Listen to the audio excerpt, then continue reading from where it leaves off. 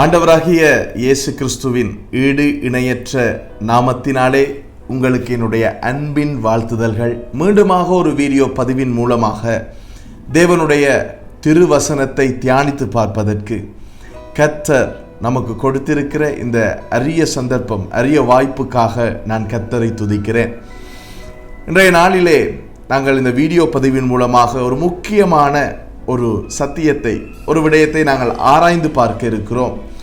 ஒருவேளை இந்த வீடியோ பதிவினை பார்ப்பதற்கு முன்பதாக இந்த தலையங்கத்தை மாத்திரம் நீங்கள் பார்த்துவிட்டு, ஒருவேளை நீங்கள் கத்தோலிக்க திருச்சபையை சார்ந்தவராக இருந்தால் உங்களுக்குள்ளே சில வேளைகளிலே கோபம் ஏற்படலாம், அல்லது முறுமுறுப்பு ஏற்படலாம், அல்லது உங்களுக்கு ஒரு வெறுப்புத்தன்மை ஏற்படலாம். நீங்கள் என்ன உணர்வுகள் உங்களுக்குள்ளே ஏற்பட்டாலும் முதலாவதாக எல்லாவற்றையும் ஒரு பக்கத்திலே வைத்துவிட்டு, நான் இங்கே பேசுகிற வார்த்தை, உங்களோடு நான் பகிர்ந்து கொள்கிற இந்த சத்தியம் உண்மைதானா என்று சொல்லி உங்களுடைய வீட்டிலே அல்லது உங்களுடைய நண்பர்களிடத்திலே, உறவினர்களிடத்திலே இருக்கின்ற திருவிவிலியத்தை வாங்கி, நான் சொல்லுகின்ற திருவசனங்கள், தேவ வார்த்தைகள் அதிலே அப்படித்தான் எழுதப்பட்டிருக்கின்றதா என்று சொல்லி நீங்கள் முதலில் நீங்கள் ஆராய்ந்து பார்த்ததன் பின்பதாக நீங்கள் ஒரு தீர்மானம் எடுங்கள், இது உண்மைதானா இல்லையா என்று சொல்லி. ஏனென்று சொன்னால் யோவான் 8ஆம் அதிகாரம் 32வது வசனத்தை நீங்கள் பார்க்கும் பொழுது உங்களுக்கு தெரியும். அதிலே இயேசு சொன்னார், சத்தியத்தை அறிவீர்கள், சத்தியம் உங்களை விடுதலையாக்கும் என்பதாக. ஏனென்று சொன்னால் நீங்களும் உண்மையை அறிந்து கொண்டு, நீங்களும் சத்தியத்தை அறிந்து கொண்டு தேவனிடத்திலே சேர வேண்டும் என்று சொல்லி தேவன் விரும்புகிறார். அதே நேரத்திலே தேவனுடைய ஊழியக்காரனாகிய நானும் விரும்புகிறேன்.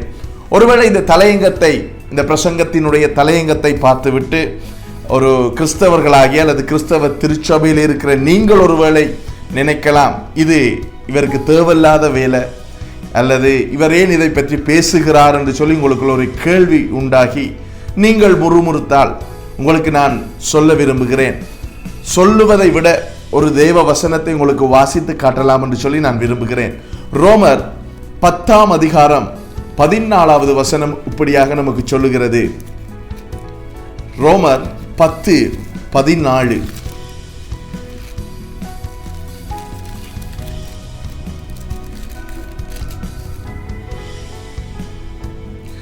அவரை விசுவாசியாதவர்கள் எப்படி அவரை தொழுது கொள்ளுவார்கள்?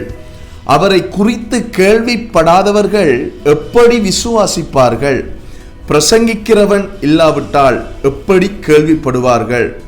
அன்பானவர்களே, நாங்கள் பிரசங்கம் பண்ண வேண்டும். அதாவது தேவனுடைய ராஜ்யத்தின் நற்செய்தியை, தேவனுடைய ராஜ்யத்தினுடைய சத்தியத்தை, உண்மையை அறியாதவர்களுக்கு பிரசங்கம் பண்ணவே தேவனுடைய பிள்ளைகளாகிய, தேவனுடைய ஊழியக்காரர்களாக நாங்கள் தெரிந்து கொள்ளப்பட்டிருக்கிறோம் என்று சொல்லி ரோமர் 10:14 நமக்கு தெளிவாக சொல்கிறது. அப்போஸ்தலனாகிய பவுல் இந்த வசனத்தை இங்கே எழுதியிருக்கிறதை நாங்கள் பார்க்கலாம். ஆகையினாலே இந்த தலையங்கத்தை நீங்கள் பார்க்கிறீர்கள், புனிதர்களை நாங்கள் வழிபடலாமா என்று சொல்லி நான் உங்களோடு இன்றைய நாளிலே இந்த வீடியோ மூலமாக தேவ வார்த்தையை பகிர்ந்து கொள்ளலாம் என்று சொல்லி நான் விரும்புகிறேன்.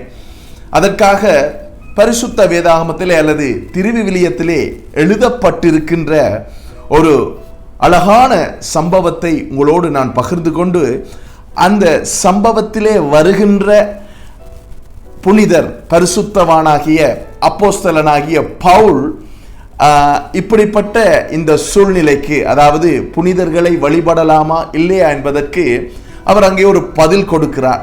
அந்த பதிலை நான் உங்களோடு பகிர்ந்து கொள்ளலாம் என்று சொல்லி நான் விரும்புகிறேன். ஆகையினாலே என்னோட சேர்ந்து நீங்கள் திருப்பிக் கொள்ளுங்கள். திருவிவிலியத்தை வைத்திருந்தீர்கள் என்றால் திருத்தூதர் பணிகள் 14ஆம் அதிகாரத்திற்கு நீங்கள் திருப்பிக் கொள்ளுங்கள்.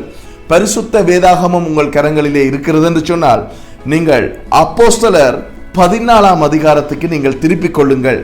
இங்கே ஒரு அழகான சம்பவம் நடக்கின்றது. நம் எல்லோருக்கும் தெரிந்தபடி அப்போஸ்தலர்கள் உலகம் முழுவதுமாக சென்று அவர்கள் நற்செய்தியை பிரசங்கித்து வந்த காலப்பகுதி அது. அந்த காலப்பகுதியிலே இங்கே ஒரு சம்பவத்தை நாங்கள் பார்க்கிறோம். இந்த சம்பவம் நடக்கின்றது புறஜாதிகளுடைய தேசத்திலே.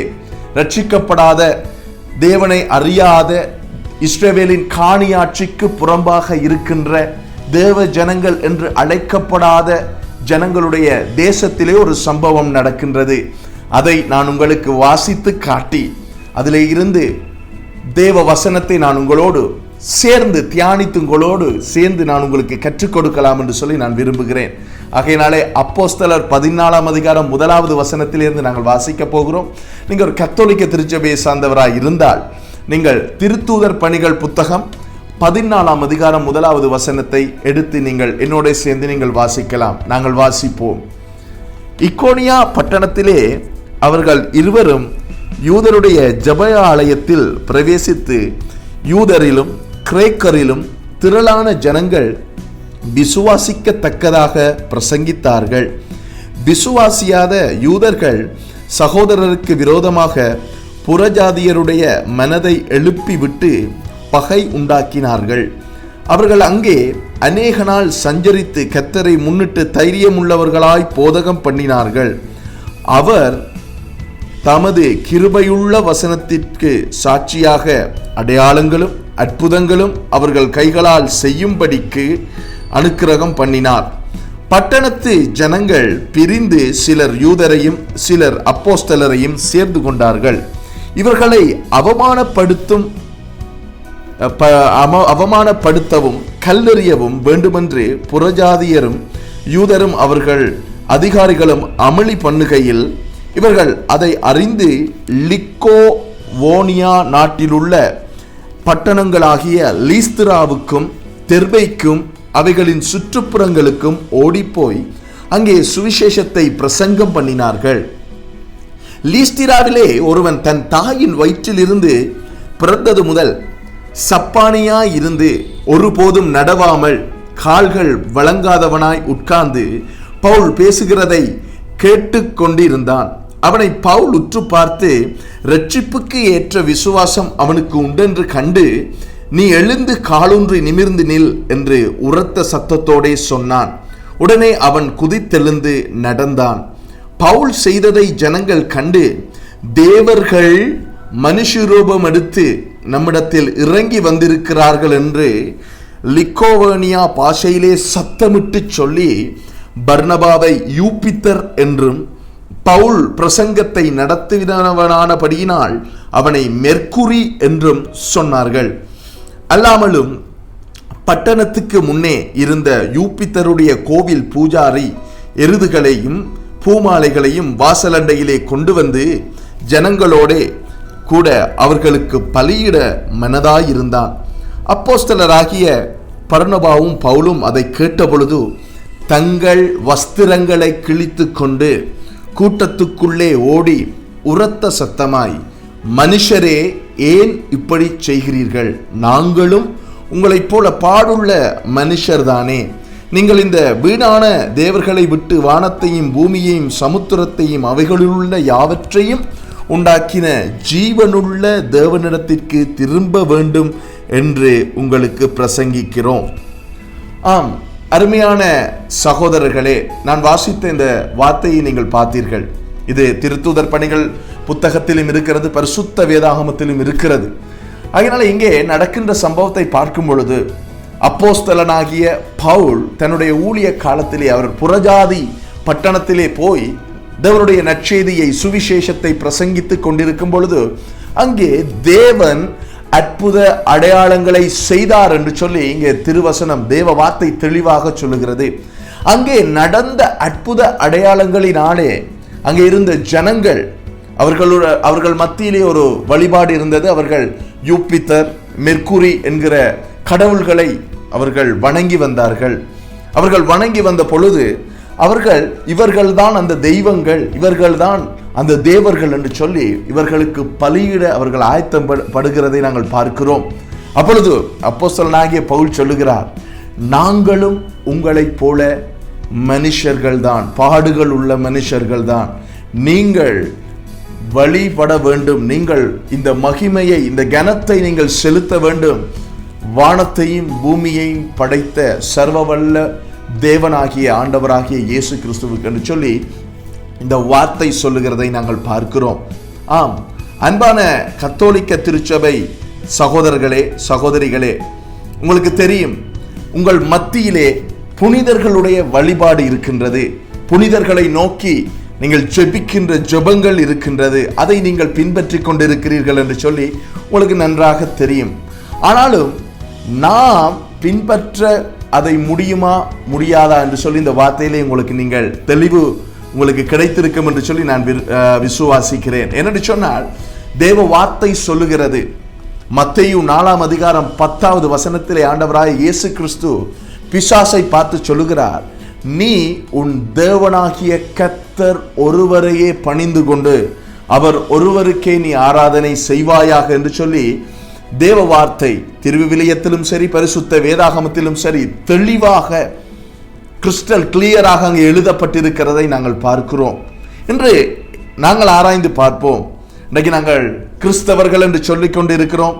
நாங்கள் பலவிதமான கிரிகைகள், சடங்குகளை நாங்கள் செய்து கொண்டிருக்கிறோம். இவைகள் எல்லாம் தேவனாலே உண்டாக்கப்பட்டதா, அல்லது இவைகள் செய்வதனாலே நம்முடைய தேவன் ஆண்டவராகிய இயேசு கிறிஸ்து பிரியப்படுவாரா என்று சொல்லி நீங்கள் ஆராய்ந்து பாருங்கள்.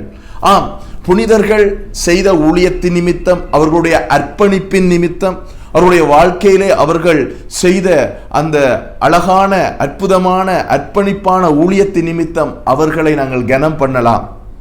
ஆனால் அவர்களை தேவனுடைய ஸ்தானத்திலே கொண்டு வந்து தேவனுக்கு கொடுக்க வேண்டிய வழிபாடுகளை, தேவனுக்கு மாத்திரம் கொடுக்க வேண்டிய ஆராதனை, அந்த மகிமையை நாங்கள் கொடுக்க முடியாது என்று சொல்லி ஆண்டவருடைய திருவார்த்தை, தேவ வசனம் நமக்கு தெளிவாக சொல்லுகிறது. ஆகையினாலே எனக்கு அன்பான பிரியமான கத்தோலிக்க திருச்சபையிலே இருக்கின்ற அன்பான ஜனங்களே, அன்பான சகோதரர்களே, இந்த வீடியோவை நீங்கள் பார்த்து கொண்டிருந்தால் உங்களுக்குள்ளே கோபம் உண்ட தேவையில்லை, நீங்கள் முறுமுறுக்க தேவையில்லை, எரிச்சல் அடைய தேவையில்லை.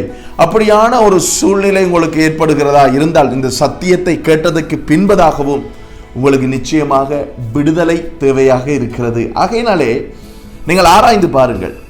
ஏதோ நான் சொல்லுகிறேன் என்று சொல்லி நீங்கள் இந்த பிரசங்கத்தை நீங்கள் கேட்டு விட்டு அதை பின்பற்ற ஆரம்பிக்க வேண்டாம். நான் குறிப்பிட்ட தேவ வார்த்தைகளை நீங்கள் எடுத்து வாசித்து அதிலே இருக்கின்ற சத்தியத்தை நீங்கள் அறிந்து கொள்ளும் பொழுது நிச்சயமாக நான் விசுவாசிக்கிறேன், பரிசுத்த ஆவியானவர் உங்களுக்கு உதவி செய்வார். ஏனென்று சொன்னால், யோவான் 16:13 நீங்கள் பார்க்கும் பொழுது உங்களுக்கு தெரியும், சத்திய ஆவியானவர் வருவார், அவர் உங்களை சகல சத்தியங்களுக்குள்ளும் நடத்துவார் என்று சொல்லி ஆண்டவராகிய இயேசு கிறிஸ்து சொன்னார். அதே போல நீங்கள் யோவான் 17:17 பார்க்கும் பொழுது உம்முடைய வேதமே சத்தியம். அதனால நாங்கள் இன்று எங்களுடைய கிறிஸ்தவ வாழ்க்கையிலே, நாங்கள் கிறிஸ்தவர்களாக இருந்தால் கிறிஸ்தவ வாழ்க்கையிலே நாங்கள் தேவ வார்த்தையை, தேவனுடைய வசனத்தை நாங்கள் வாசித்து நாங்கள் அதை பின்பற்ற வேண்டியவர்களாக இருக்கிறோம். நாங்கள் சாதாரணமாக இந்த உலக வாழ்க்கையிலே நாங்கள் பல இன்ஸ்ட்ரக்ஷன்ஸ், நாங்கள் இப்பொழுது ஒரு வாகனத்தை செலுத்துவதற்கு அதற்கான லைசன்ஸ் நாங்கள் பெறப்போகும் பொழுது அங்கே சில ரூல்ஸ் அண்ட் ரெகுலேஷன் இருக்கிறது. நாங்கள் அதை பின்பற்றும் பொழுதுதான் எங்களுடைய நாட்டிலே அந்த அரசாங்கத்தினாலே எங்களுக்கு லைசன்ஸ் கொடுக்கப்படும். நாங்கள் அதை விட்டு, அந்த சட்ட திட்டங்களை விட்டு நாங்கள் மதிக்காமல் நடக்கும் பொழுது எங்களுடைய லைசன்ஸை, எங்களுடைய வாகன சாரதி அனுமதி பத்திரத்தை அவர்கள் கேன்சல் செய்வார்கள் என்று சொல்லி நாங்கள் அறிந்திருக்கிறோம். அதே போல நாங்கள் ஒரு எலக்ட்ரானிக் கடையிலே நாங்கள் போய் ஒரு ஜெனரேட்டர் அல்லது ஏதாவது ஒரு எக்யூப்மெண்ட்ஸை நாங்கள் வாங்கும் பொழுது அதோடு அவர்கள் ஒரு கேட்லாக் கொடுப்பார்கள். ஒரு கேட்லாக், அந்த கேட்லாக்கிலே எழுதப்பட்டிருக்கும் இந்த எலக்ட்ரானிக் எக்யூப்மெண்ட்ஸை நாங்கள் எப்படி பயன்படுத்த வேண்டும் என்பதாக அங்கே எழுதப்பட்டிருக்கிறதை நாங்கள் பார்க்கிறோம். அதை விட்டு நாங்கள் வேறு எங்களுடைய சொந்த ஐடியாவில் நாங்கள் அதை பயன்படுத்த முற்படும் பொழுது அது பழுதடைந்து போகிறது, அது பாவிக்க முடியாத நிலைக்கு போகிறது. எங்களுக்கு சாதாரணமாக இந்த உலக வாழ்க்கையிலே எங்களுக்கு நல்ல அனுபவம் உண்டு. ஆகையினாலே தேவன் தன்னுடைய ராஜ்யத்துக்கு என்று சொல்லி இந்த வார்த்தைகளை கொடுத்திருக்கிறார். நாங்கள் தேவனுக்கு பிரியமாய் நாங்கள் இந்த உலகத்திலே நாங்கள் வாழ வேண்டும் என்று சொன்னால், தேவன் எங்கள் மீது பிரியமாய் இருக்க வேண்டும் என்று சொன்னால் நாங்கள் அவருடைய இன்ஸ்ட்ரக்ஷன்ஸ், அவருடைய தேவ வசனத்தை எங்களுடைய வாழ்க்கையிலே கடைபிடித்து பின்பற்ற வேண்டியவர்களாக இருக்கிறோம். அதான் பரிசுத்த வேதாகமத்திலே ஆண்டவர் சொல்லுகிறார், என் வேதத்தை கேளாதவனுடைய ஜெபமும் எனக்கு அருவருப்பானது என்று சொல்லி. ஆகையினாலே தியானித்து பாருங்கள், மனம் திரும்புங்கள். இயேசு உங்களை நேசிக்கிறார். God bless you.